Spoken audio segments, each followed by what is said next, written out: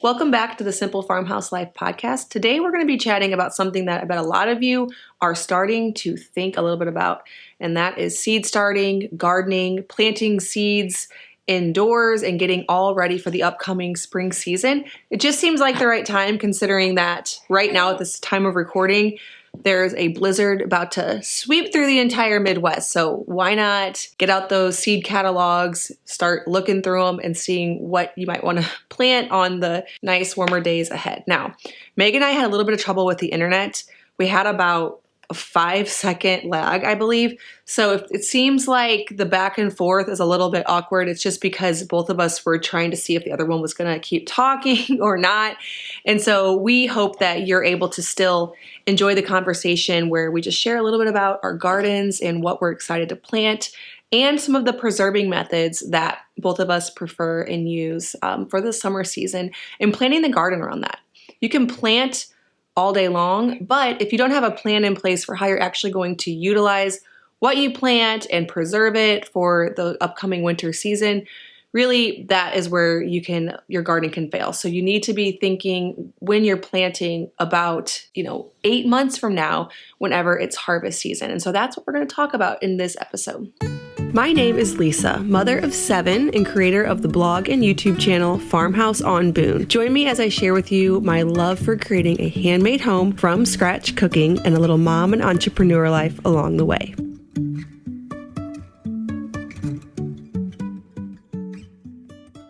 Yeah, well, we can dive right in and you can tell the listeners about you and your homestead and your family and where they can best find you, which I know, YouTube is a good place where you guys share all of your homestead living. Well, I'm Meg Hollar from the Hollar Homestead, mostly on YouTube. We do have Instagram, we do that, but most of our sharing is on YouTube. It's been a very long journey for almost 5 years now that we've been doing YouTube, but we started in a suburban homestead in California on a very tiny lot, had a few chickens, illegal chickens, and a little bit of garden.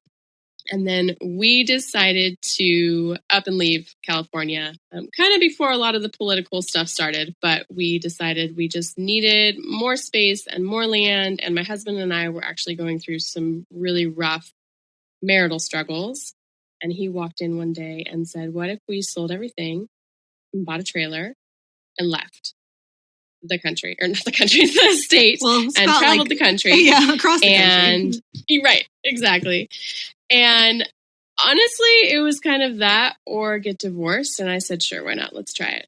And we did. We traveled the country for 10 months and just explored around and took a look at everything to see where we wanted to land and wound up in North Carolina. And here we are. And we've been here for almost 3 years now, rebuilding a very, very old little farm. So 6 acres, and we're just doing the thing. Wow. Yeah, that's awesome. And you guys have 5 children, I believe? Yes. Yeah. So we had 4 boys before we left California, and then we just had our baby girl a year and a half ago. Oh my goodness. I just had my 5th boy in a row, and it feels like, I had 2 girls first, so there's that. But I feel like boys is like all that they make these days. Yes, that's kind of how I felt at the beginning. Yeah. And then when we had a girl, it was like, oh, it's not impossible to have a girl. Yeah. So did you start your YouTube channel then before you had your homestead? I guess you did. You started it when you were in your suburban environment there in California? Yes. Nice. So that's really neat to be able to see the progression of something, because our viewers like to learn alongside us as we, embark on things like this. And so they're seeing you going from just having a little bit of, garden and chickens in your backyard to basically a full-blown homestead where you now have a dairy cow and all the things. Yes, we have the dairy cow now. We have pigs. We raise American guinea hogs, and we do have some Mangalitsa pigs that we're trying out. We're not sure we're going to stick with them, though. And then we have way more chickens than we know what to do with, because chicken math is a thing. Yeah, it sure is. I know. I was just the other day, I was telling my sister, we were talking about it's chicken time again. I'm like, do we need more chickens? She's like, I don't really need more chickens. I'm like, I don't really need more chickens, but do you just not order them whenever it's time to order chickens?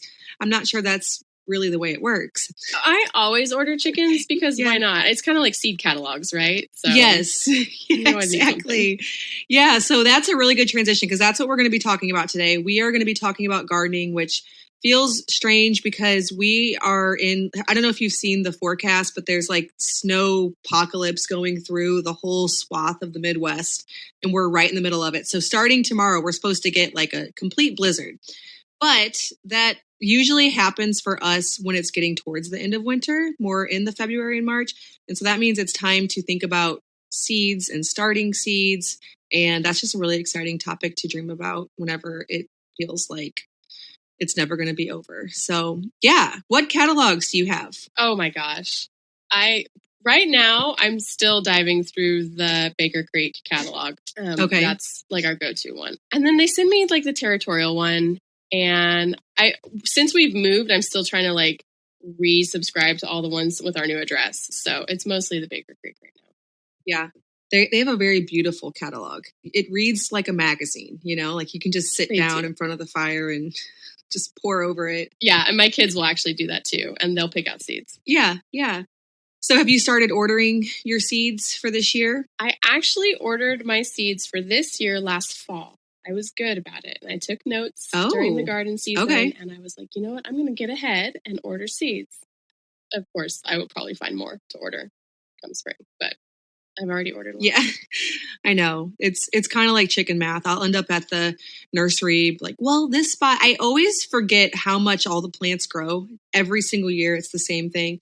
I think this garden looks really bare. And then so I always have to go get like some emergency runs to the nursery because I thought that I had enough seedlings and then I didn't. And then turns out I should have stopped where I was before because I always end up overgrowing and turning everything into a jungle pretty much every year. Oh, totally. Yes, we are the same way. For sure.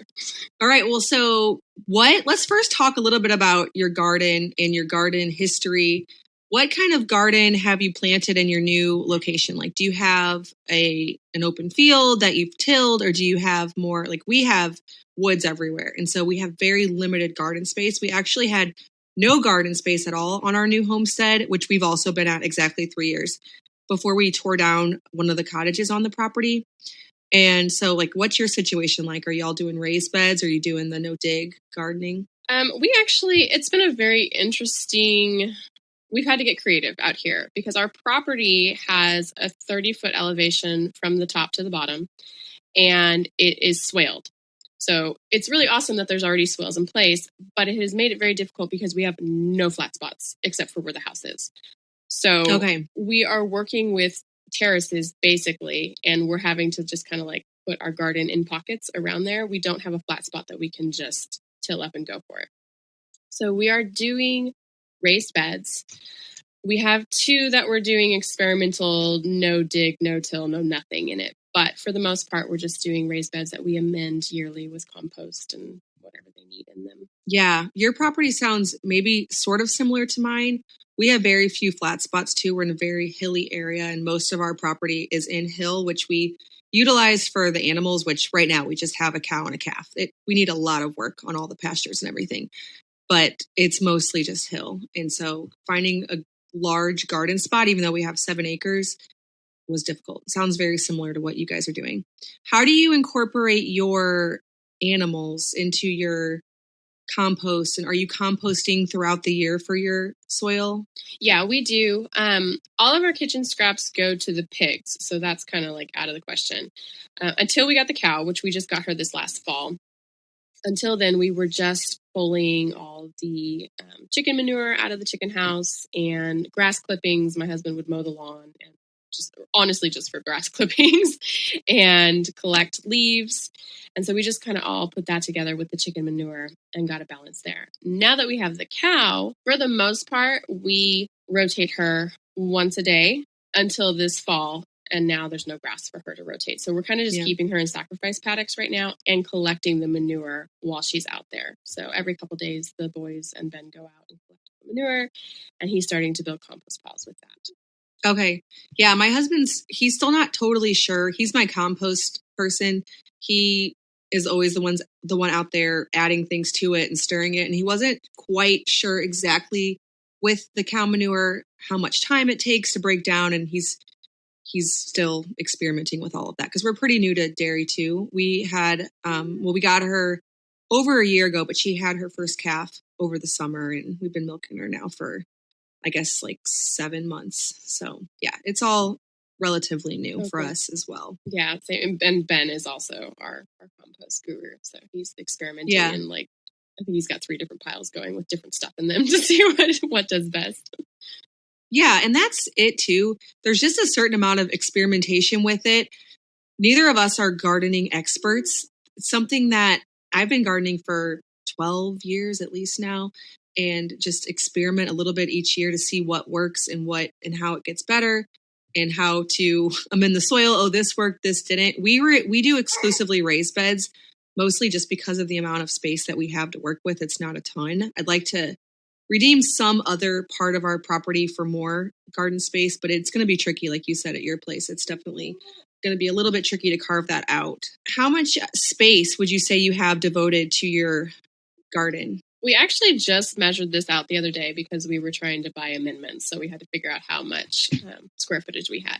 Right now, with the beds that we currently have in the ground and ready to go for this spring, we have about 2,000 square feet. We are also going to be adding probably 6 or 7 more raised beds. So that'll give us another 200 to 300 square feet. And then we're going to try, we do have a slightly flat spot a little farther out. So we're going to try a crop garden out there, which will give us another, I think it was about 700 square feet. So all in all, we're looking at probably about 3,000, hopefully this year. Nice. Yeah. I would like to get another spot on our property somewhere and do pumpkins because I love it. You were showing on your Instagram recently, or somewhat recently, your pumpkin pie that took a year in the making. I love that. Yeah. It was from the pumpkin you grew, the cream from the cow, the lard you rendered, this pie a year in the making, but I'm sure it was really delicious and rewarding to eat it. Oh, yes. It was the best pumpkin pie I've ever had. All the hard work that goes into it too. Yeah. I actually was telling my kids today, we're having this, like I already told you about our big storm that's coming. They've really talked it up to the point where it probably will end up being absolutely nothing because this has been like the thing everybody's talking about. And I'm going to make a reel on, whenever they tell you to get your eggs, your milk, and your bread from the store and do like we've got our chickens, our cow, and our grain mill. So yeah, perks of homesteading. Absolutely. Long time coming. So let's talk about seeds. What are you planting? What are you excited to plant? Is there anything that doesn't grow well in your area that you wish did, or what grows especially well? What are you trying out this year? Maybe something different? This struggle has been because we moved from California to here and we're only 3 years in out here. We actually came down, or I guess maybe up in zones. We're 2 zones cooler now, so I'm still learning the climate. And in California, it was one of those like you put the garden in March, and it would grow until December, or you ripped it out because you were tired of looking at it. So we're still learning out here, but I am really excited this year for actually more pumpkin.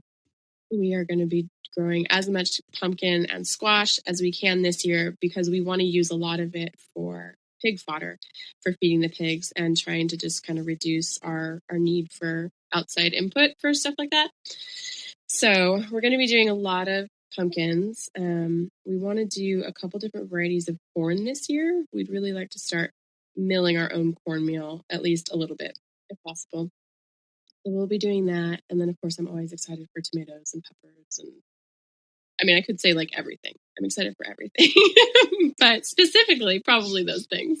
Yeah, I'm always excited for pretty much the entire garden. I get this big burst of enthusiasm around May or June, almost too much enthusiasm. And then around July and August, okay, now we actually got to do something with all of this stuff. But it's overwhelming. I always tell people with pumpkins, I tell people that it's the perfect thing to grow if you don't want to spend a ton of time on your garden because they grow so fast that they overcrowd the weeds really quickly. The vines produce so many pumpkins, and then out of each thing, you get a lot of food. Oh, yeah, absolutely. We enjoyed pumpkins so much last year. We had grown a tiny little patch. I mean, by that, I mean like 1 or 2 plants. I think second year we were here. And even out of that, we got probably 10 pumpkins. And then last year we were like, let's grow all the pumpkins, and grew like a 50-foot bed. And we were out there by the time they were just about ripe. We were hitting our first frost. So we ran out there like that night with flashlights and the whole thing to save these pumpkins that were going to be taken out by this frost. And we got probably 300 or 400 pounds of pumpkins. It was nuts. Wow. So are you still eating it? Did you just store it in your basement or? Yeah, we've got, it's just in the house because we live in a mobile home. So unfortunately we don't have a root cellar yet. That's something we'd like to do. But yeah, so I've got a pile of pumpkins sitting in my kitchen that we just pick from every now and then and just eat pumpkin. And they're so good. Oh yeah. Pumpkins that's another thing. They keep so long. It doesn't take any special preserving to keep it. I like that too. It's so many things about pumpkin. To me, it's just, if you want to get a lot of food for the least amount of work, squash all the way. Oh, totally. And I think what was nice too is we picked a lot of them while they were still underripe, and they have ripened beautifully inside without any problem. So what varieties did you plant of pumpkins? We did the Cherokee Tan pumpkin last year. They were some seeds that we had gotten from one of our friends. She'd mailed them to us, and they are so easy. They didn't have a ton of pest pressure, or the pest pressure that they did have, they kind of rebounded from easily. And they're so sweet. My one complaint is they don't have a lot of flesh on them. They're pretty light in the flesh department, but their flavor is incredible. Well, that's actually kind of nice because are you able to get through one pumpkin? Like if you cook a pumpkin, are you able to then use it throughout the week, or do you need to freeze some of it? Sometimes a large pumpkin's a bit overwhelming anyway to cook. These are smaller. I would say they're probably, I don't know, maybe a 5 to 6 pound pumpkin. So I actually have to go through probably 2 or 3 of them to feed us for a meal. I mean, with 7 people. So, which is also kind of nice because then I'm using up more pumpkins and I don't have, 15 massive pumpkins sitting in my kitchen. Yeah. I like the idea of that. I really hope that we get to it this year. I feel like every year we're going to do a pumpkin patch, and then we just keep up with the garden that we already have in place. So was there anything that you found whenever you moved from California? What zone are you in actually currently? We're 7B now. Okay. We are zone 6 here. So I'd have to look up where you are. It must be just a little bit cooler. Does that mean you're cooler than me? I think so. No, that means that means you're warmer than me. You're warmer than me. A little bit warmer. Yeah. You're warmer. So I think we're a little more south than where you're at. Okay, that makes sense. Yeah. So when will you start your seeds then? We can jump into that. When are you going to start planting them indoors, or have you already? Not yet. We're pretty close. Our actual frost date is supposed to be April 15th. But every single year that we've tried that, we get a late frost. And a lot of the locals around here say do not plant until Mother's Day. So I'm going to go by that this year. So going off that date, I can start. I think our 12-week start date is February 14th. So I'll start after that point. Probably do peppers and maybe tomatoes then, and then kind of just work my way closer with what needs to be done there. Okay. Yeah. Actually, ours is the same. I think everybody always says Mother's Day here as well. My biggest mistake is usually every year I get a little bit excited and I start planting too early. So I've done mid-February, and then I've had literal flowers blooming in the house. These are supposed to go outside. Right. Yeah. I've done that too. And one thing to just, if you're brand new to gardening, definitely don't plant cucumbers, squash, pumpkins, anything, zucchini, anything like that indoors. That's just my 2 cents. No, they take off unless you just do like a week before. Right. They will totally take over your house. I've had that happen before too. I also have had a little bit of trouble with transplanting. What method do you use, or what method has worked for you to have the best success? I've had the best success with just the plastic trays that you can pop them out of, and then just gingerly take them as a plug into the garden and just dig a little hole. I've tried like the toilet paper tubes, and I've tried the peat pots, and I've tried a couple different things. I think I did fold up the newspaper one year, and I still just have the best success with just having the little plastic trays. Okay, that works. Do you do some hardening off for them? Yeah, I do when I can remember. It's always hard every year. I mean, when you get busy, it's like, okay, hopefully I have to like set a timer to remember to plant the plants in so they don't burn. So I try. And I mean, for the most part, they at least get a couple days with being out in the sunshine. Well, and that's actually really nice to hear that it doesn't have to be super by the book and it usually works out. That's what I like to know about gardening, or I like to convey to people. I've totally done the same thing where, sort of hardened them off. I brought them outside a couple of days, but they usually tend to make it anyway. They're very resilient. They harden off almost in the garden sometimes too. Yeah, they do. I've never really had too bad of luck unless we get like a freak heat wave while I'm hardening off and they're just like baking in the sun. But for the most part, everything's been pretty fine. And I kind of have this attitude of like, if you can't survive this, then you don't deserve to be in my garden anyways. Yeah, there you go. Well, that's one thing too about starting too early. Last year I had way too many spindly plants because I started them too early, and they definitely had a little bit of trouble. Some of the tomatoes, they grew so fast and were so spindly that then what they did was they bent over and rooted themselves again, like a new part of the stem, so that way they could survive. And it worked, but it's not ideal. It's not. And with tomatoes, I think tomatoes are one of the most forgiving plants because if they do get too spindly, when you go to plant them out in your garden, you can just bury them up to their neck and they'll root and are usually fine. Yeah, that's really true. They work out just fine. So have you had any gardening fails or anything that you wish you would have known the first time that you started a garden that you know now?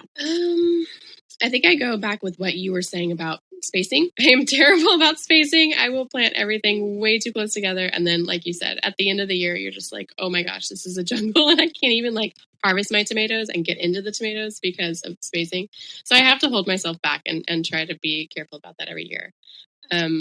Definitely don't think about it too hard. That was something in the beginning when I was beginning to garden, was just like freaking out about every detail and every step and having the right seed starting soil and how much I was watering them and how many times I was watering them and what the temperature was in the garage where I was starting them and all these things. And everything turned out fine and everything still grew and it was okay. So there needs to be a lot of forgiveness too. I wish I could go back and tell myself, just don't worry about it so much. Just put the seeds in the dirt and it's going to be okay. Yeah, totally true. If there's seeds in the dirt, there's sunlight and water, they do tend to do well. I feel like there's so many options these days. There's so much that you can see one person that does it with raised beds, one person that does the deep mulch gardening, and you can get overwhelmed, but just know that any way ends up resulting. There are definitely better ways than others, but you will learn that over time. And no matter what, you'll end up with something. My tip is to plant what you can manage. So even if you can plant 10 plants, but you go out every day and you weed around them, you're going to end up with more than if you plant an overwhelming garden and then you just have to neglect the whole jungle because it's just got too out of control. That would be my tip that I need to repeat to myself pretty much every single year. Yeah. But then you get a beautiful harvest at the end, hopefully. So, I mean, not all bad. Yeah. But what about preserving? What are some of your favorite ways to preserve the harvest, which obviously this is all at the end of summer, but it's a good time to think about it now because some things are easier to preserve than others. So you want to be thinking ahead. What am I actually going to have time for and be able to put up whenever you go to plant? What's going to actually be the thing that is going to fit into my lifestyle? Yes. And I've actually been planning my garden more around that this year. Usually I'm just like throwing plants in and hoping for the best come August. But this year I'm trying to be more realistic about my time and also what we want to preserve rather than this is what I have from the garden, so I'm going to preserve this. So I'm thinking more about preserving this year. I really do prefer canning. It's just easier for me. I get the most satisfaction out of canning. I like to see those jars on the shelves looking back at me rather than buried in a freezer. Like dehydrating is awesome and I love it. And I did a lot of dehydrating this past year, but you can only fit so much in your dehydrator at a time. And that's like 24 hours that it takes up that little bit of space. Whereas canning, you can do a big pot of say tomato sauce or spaghetti sauce and bang out a couple batches in a canner all in a day. And then freezing, I do some freezing for things like peppers. So I have those quick on hand, like a fresh snappy pepper for dinners rather than like a canned pepper. But for the most part, I think I do mostly canning. Okay, so with that being said, what are some of your favorite things to can? What are you planting so that way in August you are canning? We are probably going to be doubling our tomatoes this year, realizing how many tomato products we actually eat. it's a lot. I think a lot of our diet is tomato products. So we'll be doing a lot of tomatoes. And I try to can at like the most basic level. And by that, I mean like just tomato sauce. And then I can season it for something else later. Or just tomato paste, which I can season for something else later. And it leaves it more open rather than having 50 jars of like sweet chili sauce that I now have to figure out what to do with. If I just canned the tomato sauce, then I could later add in some seasoning and some spices, and it's good to go. Yeah, we're the exact same. I find myself buying so many tomatoes. I'm buying canned diced tomatoes, tomato sauce, pasta sauce. So yeah, I'm with you there. I feel like if I could can just, I don't even know how many pounds of tomatoes, we would probably not have to buy any canned goods all winter long. Right. What are you doing with your tomatoes? Are you mostly just adding them to soups? We eat a lot of pasta, so it's a lot of pasta sauce. I do add them to soups. I will use them like on a roast. I'll mix up some sauce and put on a roast. I haven't done tomato paste in the past, but I probably will this year just because I like to use that for my pizza sauce. Really anything. I'll use them in rice, like a tomato sauce just in rice to get a Spanish rice. So I just kind of stick them everywhere. Yeah, I agree. We use tomato paste lately. We've been adding it to our chicken broth based soups, which we never did that before. I don't know why. My daughter just did it one day. She added a can of tomato paste to it and it just tasted so good. It tasted like the whole soup was a tomato base, even though it was mostly just bone broth, and it really added a lot of flavor to it. So I'm with you there. I would really like to do that. But part of me is like, okay, how much time does it take? So if you have, I don't know, 100 tomatoes, what does that processing day look like for you? Well, I mean, we have our normal flow, which is this year is going to be the cow. So we get up and milk and we do that. So I probably don't start processing until 11 by the time breakfast is done and the kitchen's cleaned up and everything. And then I'm going to be washing and chopping tomatoes.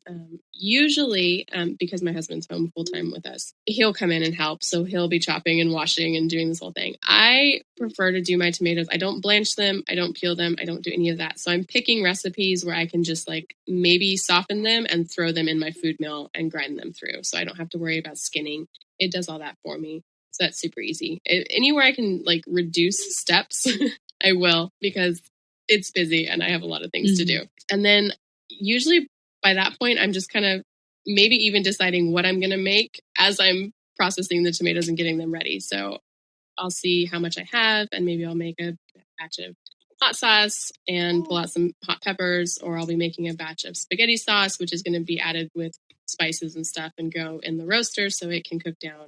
It's just kind of whatever, how many tomatoes I have and what I have for the day and what I need. And I'm looking at my list for what I planned for the year and just kind of go from there. Yeah, I think I'm inspired. I want to can a lot of tomatoes this year too. Just seeing how many we end up going through and how many I buy. Have you ever done or canned fire roasted tomatoes?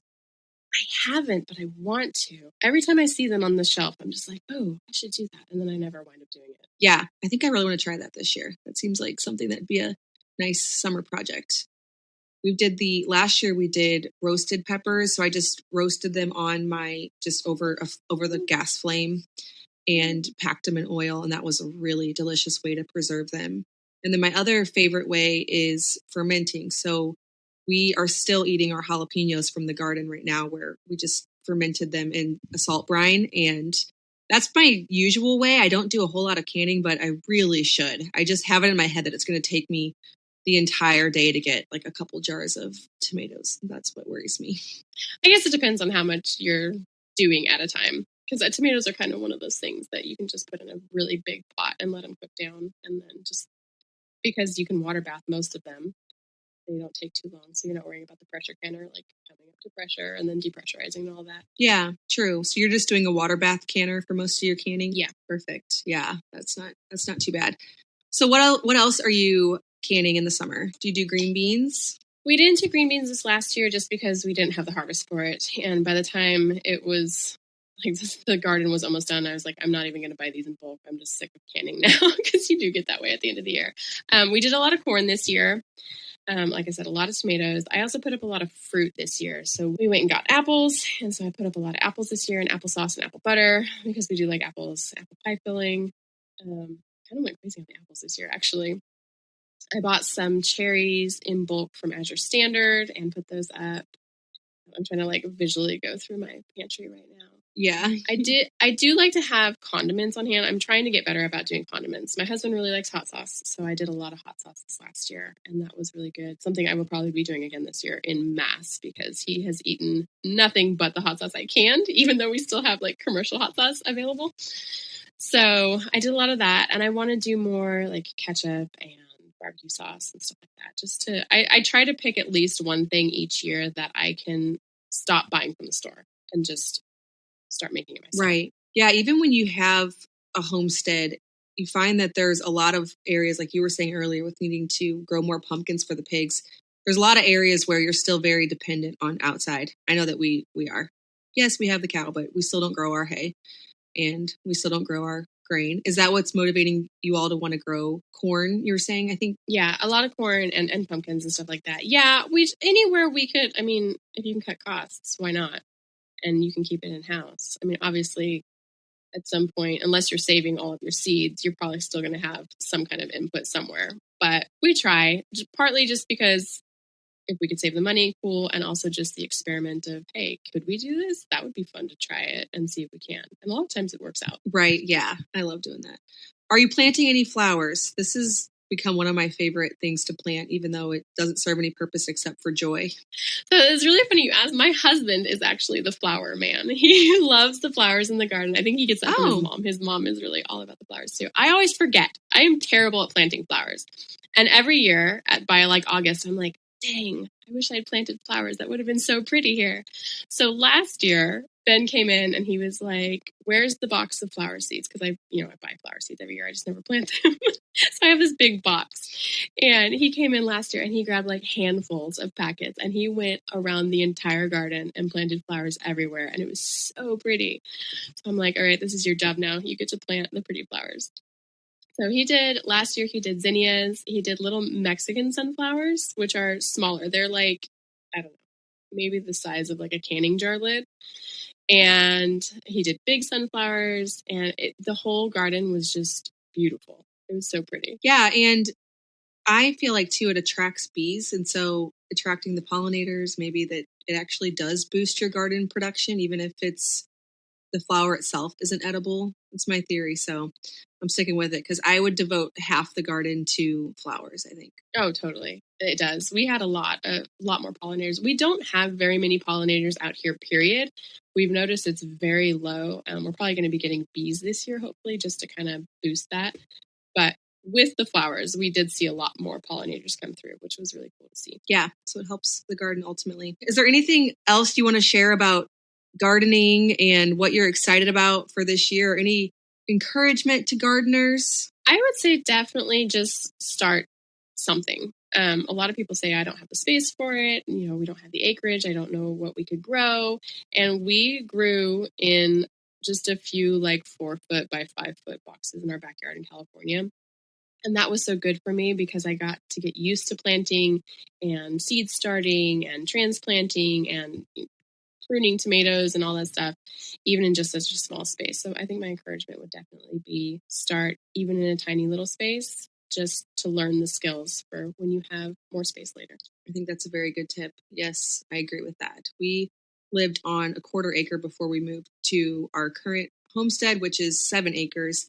And I think my garden there was as big as the one that I have here. I just devoted like the entire backyard to a garden. So there's a lot you can learn from. I love that. Yeah, that's tiny awesome. little spaces like that. Well, tell us where everybody could follow up and follow along with your family. Do you guys have any big projects or plans coming up that you are excited to share about that people can follow along with? Yeah, so we are actually planning to expand our garden this year. So probably almost double by like space wise. So we're really excited for that. And Ben wants to hardscape it and put in some steps in a lot of places for more flowers and stuff like that. Maybe a window greenhouse. We're hoping just a place to start seeds. So if you want to follow along, you can find us on YouTube.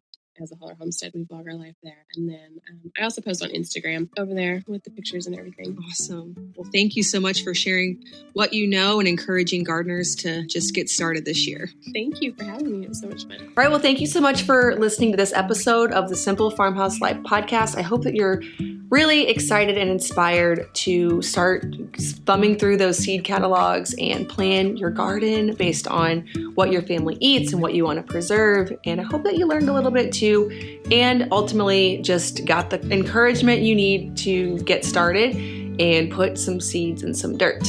All right, well, as always, thank you so much for listening, and I will see you in the next episode of the Simple Farmhouse Life podcast.